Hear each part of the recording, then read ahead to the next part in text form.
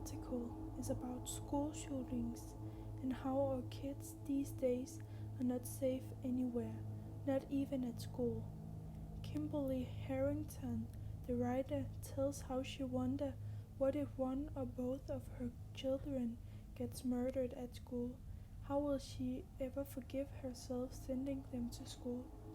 But then she remembers that they could be massacred pretty much anywhere these days, which makes her feel better.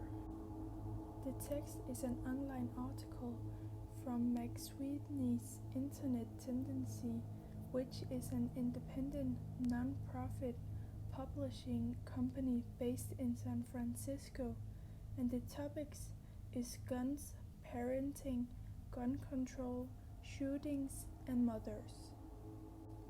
The writer is Kimberly Harrington, who is an author. She is a regular contributor and columnist for McSweeney's Internet Tendency, and her work has appeared in The New Yorker, The New York Times, and The Cut.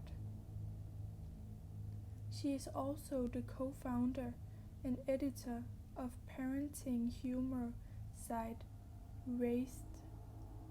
She graduated from the University of California, Los Angeles in 1991 with a Bachelor of Fine Arts in Photography. Kimberly is a woman with strong opinions and are not afraid to say them out loud. She establishes her ethos through her experience and knowledge of being a woman with 2 kids, which is also how and why she included herself as part of the article. The intended audience is firstly American parents with kids in school, but also the politicians and principals and teachers in America. First off, she starts by asking what I would call a typical parent's question.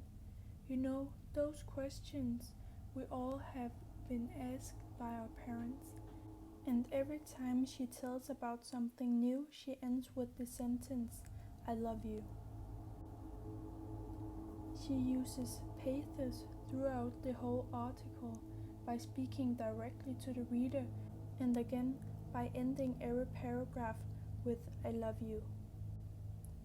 The article is written almost as if Kimberly Harrington was telling all these things to her children, and she introduces the theme at the beginning and then elaborates on it afterwards. She uses a lot of questions.